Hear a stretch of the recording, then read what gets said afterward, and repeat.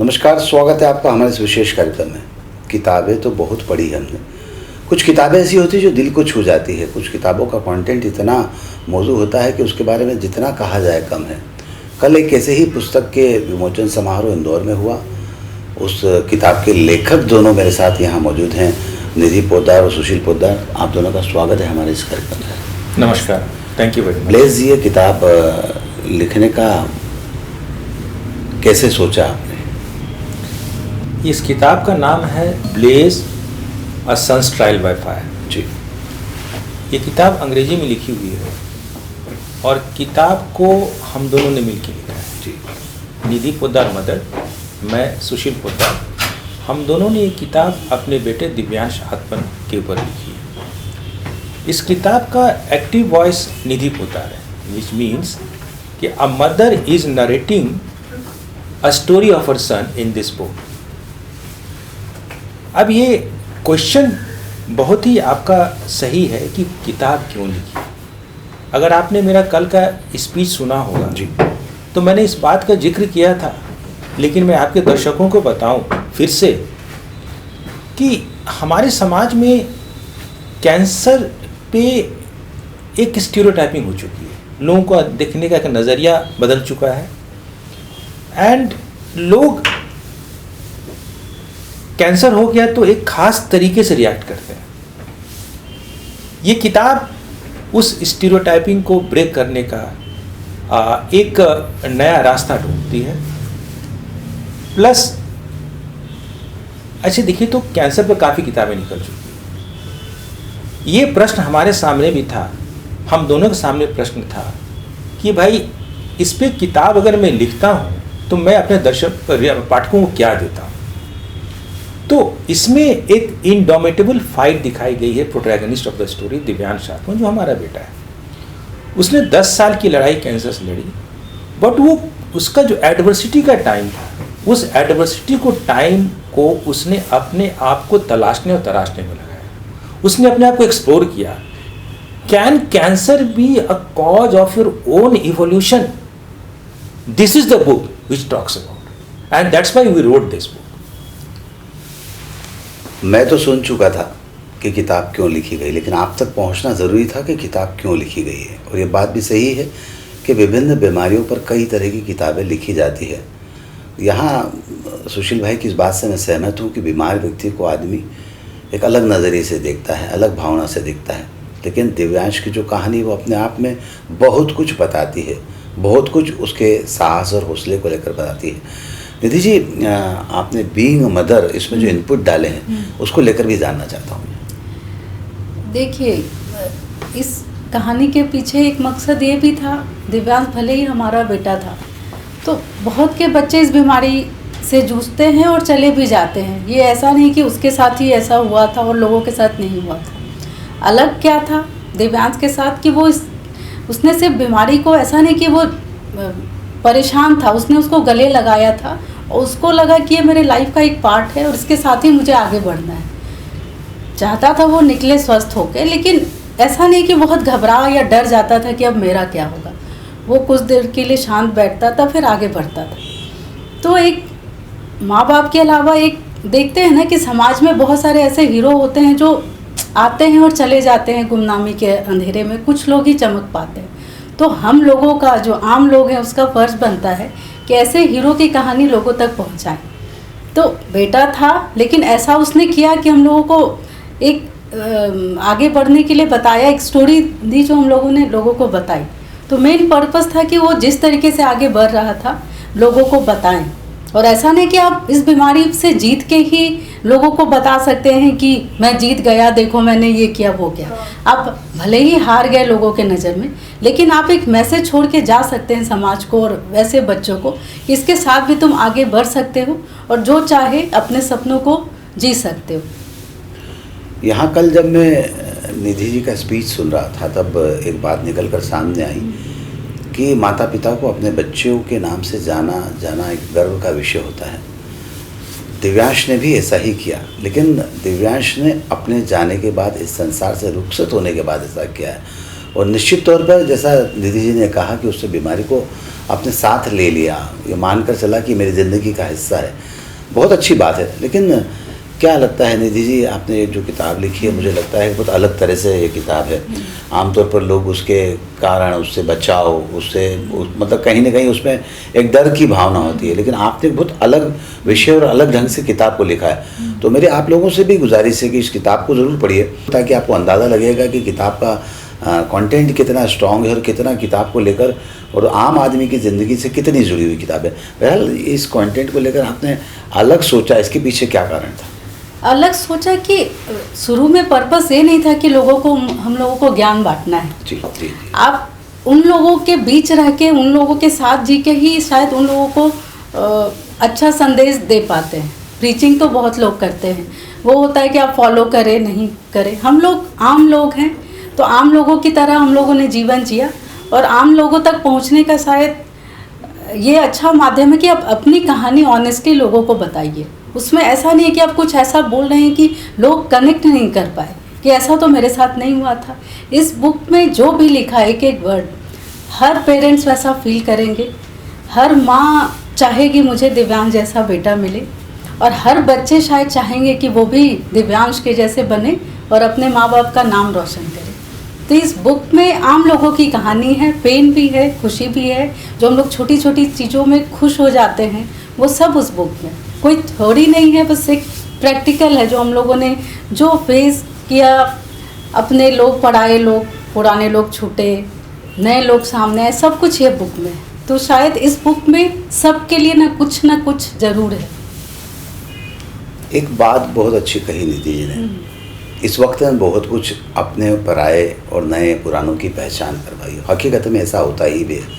आदमी के साथ इस तरह के जब हालात उत्पन्न होते हैं तो साहस और हौसले की ज़रूरत होती है। साहस और हौसला निश्चित तौर पर आदमी को कहीं आगे ले जाता है। सुशील जी, इस किताब में निधि जी के साथ आपकी भूमिका कितनी है?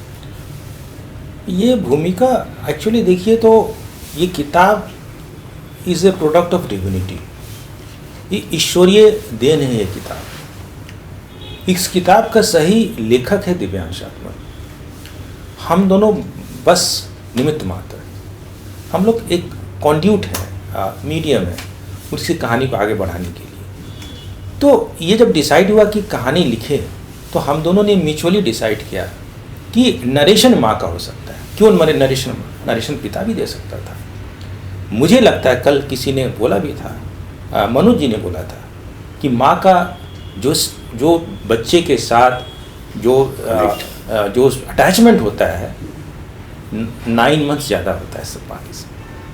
तो हम लोगों ने, और बच्चे का सही नरेशन माँ ही कर सकती। एक मैं पिता के रूप में आपको बोल सकता हूँ। तो ये डिसाइड किया कि माँ बच्चे की स्टोरी नरेट करेगी। घटनाक्रम डिसाइड हो चुका था, तो मैं निधि का नरेशन लेता था। किताब को अलग अलग टुकड़ों में बांटा, टाइम स्पेस में बांटा, इवेंट्स में बांटा। मैं इनका नरेशन लेता था, मैं सुनता था, उसको मैं आत्मसात करता था, जीता था, पॉइंट्स नोट करता था, फिर मैं उसकी कहानी लिखता था। खुद से मैंने टाइप की, और जब शाम को बैठते थे तो शाम को मैं इनको दिखाता था कि आपका ये नरेशन मैंने इस तरीके से लिया, मैंने अपना इनपुट ये डाला। इस तरीके से कहानी बनती चली गई। तो अगर आप देखेंगे तो कोलैबोरेटिव एफर्ट है। बल्कि इस किताब के लास्ट में एक चैप्टर भी है जो मैंने अपने एक्टिव वॉइस में लिखा है, वो द फादर स्पीक्स एक चैप्टर है, वो भी देखेंगे। तो ये एक सामूहिक प्रयास है। कितनी सही बात कही है। हकीकत में क्रेडिट दिव्यांश को ही जाता है, जिसकी वजह से किताब लिखी गई है। आमतौर पर किताबों की भाषा जो होती है बहुत अलग होती है, लेकिन मुझे लगता है जितना मैंने इस किताब को कल लेने के बाद पढ़ा है, उससे मुझे लगता है कहीं ना कहीं मातृत्व का जो बोध है उसके अंदर, मातृत्व कर्तव्य की बात करें या जो फीलिंग माँ की होती है, उन सब का समावेश इस किताब के अंदर है।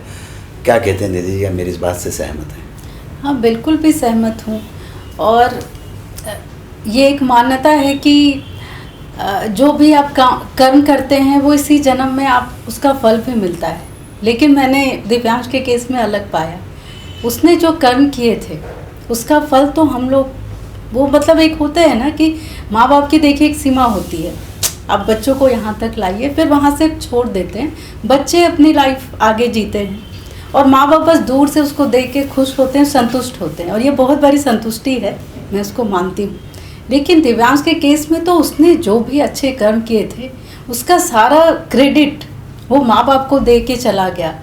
और बहुत बार माँ हूँ तो मुझे उसके लिए फील होता है कि तुम क्यों नहीं हो ये सब क्रेडिट लेने के लिए, मुझे तो तुम्हें देखना था। अभी जब लोग आते हैं और बोलते हैं साइन करो बुक पे, तो शायद मेरे अंदर एक गिल्ट आता है कि ये तो दिव्यांश को करना चाहिए था।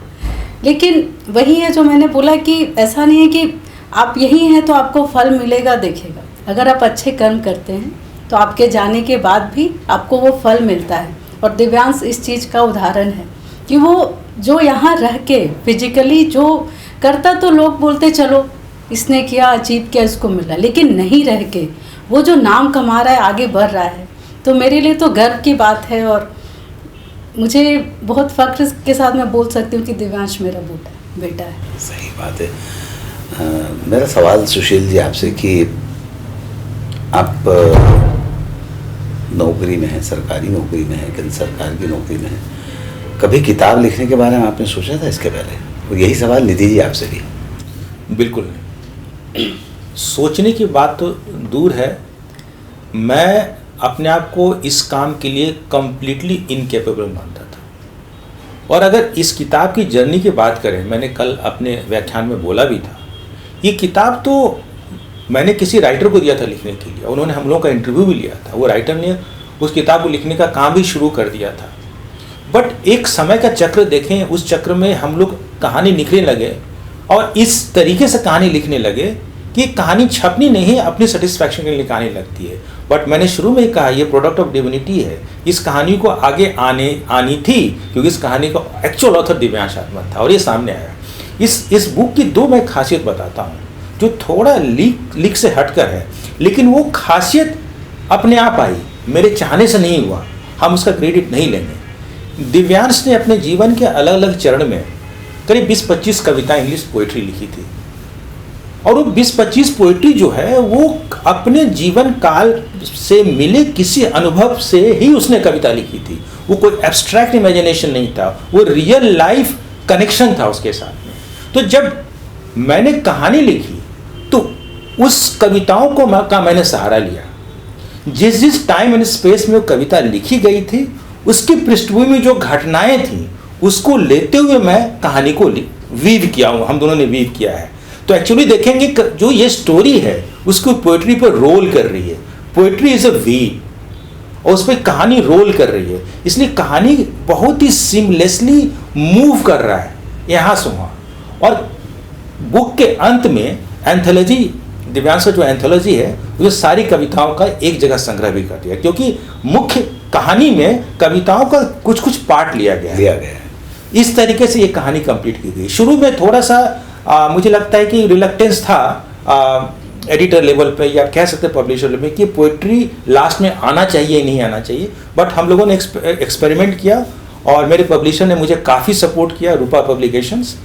एंड मुझे लगता है कि ये एक्सपेरिमेंट शायद सफल हुआ, लोग पसंद कर रहे हैं। आप क्या कहते हैं जी बतौर लेखक? मैं बोलती हूँ कि बुक लिखना या ऐसा कुछ भी काम करना तो मैंने कभी सपने में भी नहीं सोचा था, ना मैं ऐसा ड्रीम करती थी, ना इसके बारे में ऐसी महत्वाकांक्षी थी कि मैं कुछ ऐसा करूं कि मेरा नाम हो, या कभी मैंने नहीं सोचा था। और लिखना पढ़ना तो लगता है घर गृहस्थी के पीछे छूट गया था मेरा, क्योंकि सबसे फ़ोन पे बातें हो जाती थी, तो लिखने वाला चीज़ ही छूट गया कि कभी लिखना भी है 4 लाइन किसी को। लेकिन जब व्हाट्सएप आया, उसमें मैसेज शुरू हुआ, तो मुझे भी करना पड़ा। फ्रेंड्स के मैसेज आते थे, मुझे रिप्लाई करना था, तो मुझे लगता था मैं कैसे लिखूं, समझ में नहीं आता था। दिव्यांश बड़े हो रहे थे तो मैं उसको बोलती थी, दिव्यांश क्या लिखूं बताओ ना। तो शुरू में उसने हेल्प किया, फिर बाद में बोलता था कि मम्मी तुम फिर हमेशा मुझसे पूछोगे तो तुम कैसे सीखोगे, खुद से लिखो, अगर मैं रहूं नहीं, कॉलेज में हूं, कहीं हो, तो तुम कैसे करोगे। तो करते करते शायद उसने पहले से ही इसकी तैयारी शुरू कर दी थी। और कहते हैं ना, कल मनोज जी ने बोला कि आप जब तक भरेंगे नहीं तो कैसे वो छलकेगा। तो बस दिव्यांश को मैं इतने सारे बुक्स पढ़ते देखती थी और तो मेरा तो छूट गया था, टाइम नहीं मिलता था बच्चों में, तो उसे देखकर मुझे भी मन करता था मैं भी पढूं। धीरे धीरे उसके रहते रहते थोड़ा थोड़ा मैंने पढ़ना शुरू किया, कुछ कुछ चीज़ एब्जॉर्ब करती थी। फिर दिव्यांश के जाने के बाद लगा कि उसको मैं कहाँ ढूंढूं, तो मैं उसको बुक में ही ढूंढने लगी, क्योंकि वो उसमें डूब के ही तो निकला और इतना सारा कुछ उसने किया। तो करते करते करते बहुत सारा कुछ मेरे अंदर भरने लगा, और शायद ब्लेज उसी का नतीजा है, जो भी थोड़ा बहुत मैं उसमें लिख पाई, इमोशन व्यक्त कर पाई। बिल्कुल ठीक कहना है निधि जी का। माँ बेटे को किताबों में ढूंढती है, और किताब ऐसी लिखी हुई है कि आप जब पढ़ेंगे उस किताब को तो आप खुद महसूस करेंगे कि उसके लेखक ने कितना न्याय उस किताब के साथ किया है। आम किताबों से काफ़ी अलग है। आप ज़रूर इस किताब को लेकर पढ़िए।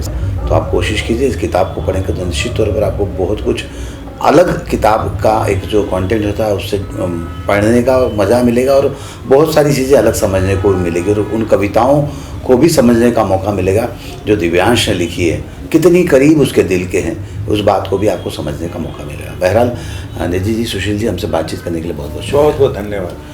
आज के इस कार्यक्रम में बस इतना ही। सुनील जोशी को दीजिए इजाज़त। नमस्कार।